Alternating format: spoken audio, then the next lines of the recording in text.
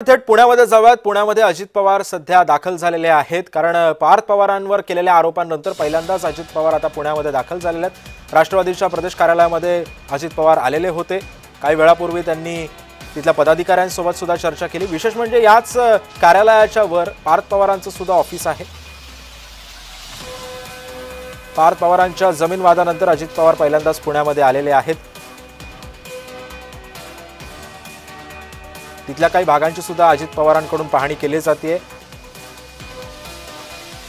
अनेक राष्ट्रवादीचे पदाधिकारी आणि कार्यकर्ते सुद्धा यावेळी उपस्थित आहेत। काल 2 दिवसांपासून जे पार्थ पवारांचं प्रकरण चांगलंच गाजलेलं होतं, या प्रकरणानंतर आता पहिल्यांदाच अजित पवार हे पुण्यामध्ये आलेले आहेत। पुण्यामध्ये ते दौरा करतात। ज्या राष्ट्रवादीच्या प्रदेश कार्यालयामध्ये अजित पवार आलेले आहेत, तिथून वरच्याच मजल्यावर पार्थ पवारांचं देखील एक कार्यालय आहे।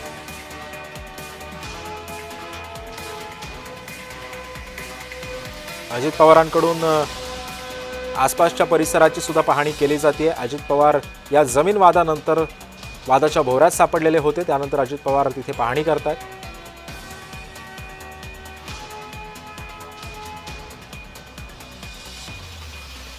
अधिकाऱ्यांना सुद्धा शंका ते विचारतात।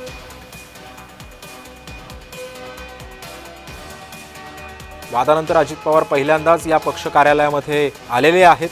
त्यांच्यासोबत अनेक राष्ट्रवादीचे नेते, कार्यकर्ते, पदाधिकारी सुद्धा तिथे उपस्थित आहेत। वादानंतर अजित पवारांची भूमिका नेमकी काय आहे, ते माध्यमांशी बोलणार का, हे सुद्धा पाहणं महत्त्वाचं ठरणार आहे। मात्र या संदर्भामध्ये माहिती देतात आमचे प्रतिनिधी रोहन कदम सध्या आपल्यासोबत आहे। रोहन, नेमकी आता काय पाहणी करतात अजित पवार तिथे, आणि तिथल्या अधिकाऱ्यांना अजित पवार काय उद्देशून बोलतायत?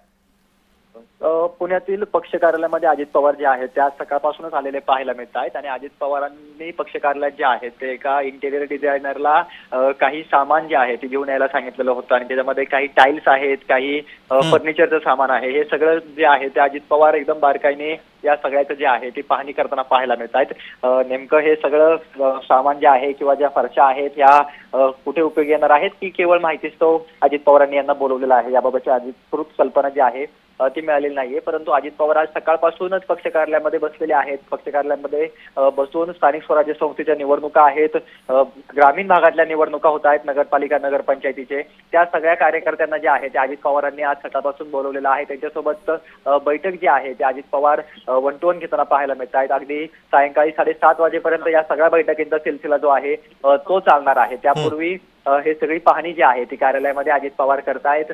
काही टाईल्स आहेत, काही फर्निचरचं सामान आहे, त्याची पाहणी जी आहे ती सध्याच्या घडीला अजित पवार करताना पाहायला मिळतात। आणि त्यानंतर पुन्हा एकदा दुपारनंतर अजित पवार या सगळ्या नगरपालिका, नगरपंचायतींच्या बैठका ज्या आहेत त्या कार्यकर्त्यांसोबत घेणार आहेत।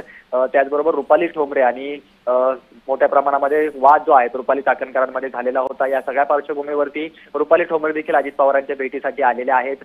ज्या माधवी खंडाळकरांसोबत रुपाली ठोंबरेंचा वाद झालेला होता, त्या माधवी खंडाळकर देखील पक्ष कार्यालयामध्ये आलेले आहेत। त्या सगळ्यांसोबत देखील बैठका ज्या आहेत त्या पार पडणार आहेत। रुपाली चाकणकर या देखील पक्ष कार्यालयामध्ये दुपारनंतर येण्याची शक्यता आहे। त्यांच्यासोबत देखील विविध पक्षाच्या बैठका ज्या आहेत त्या होणार आहेत। त्यामुळे अजित पवार जे आहेत ते आज संपूर्ण दिवस पुण्यामध्ये असणार आहेत। पुण्यामध्ये बैठकांचा सिलसिला जो आहे तो सुरू होणार आहे। सगळ्यात महत्त्वाची बाब म्हणजे पार्थ पवार यांच्या जमीन घोटाळ्यानंतर जो आहे तो पहिलाच हा पुणे दौरा अजित पवारांचा होतोय। माध्यमांशी देखील अजित पवार दुपारनंतर संवाद साधण्याची शक्यता आहे, कारण का काल अजित पवारांनी पत्रकार परिषद घेत हा संपूर्ण व्यवहार रद्द झाल्याची माहिती दिलेली होती।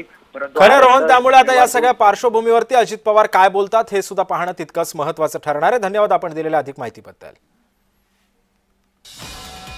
आपण पाहतोय सध्या याच वादावर आता अजित पवार काय बोलतात हे सुद्धा पाहणं तितकंच महत्त्वाचं ठरणार आहे। पार्थ पवारांच्या या जमीन वादानंतर पहिल्यांदाच अजित पवार हे पुण्यामध्ये आले।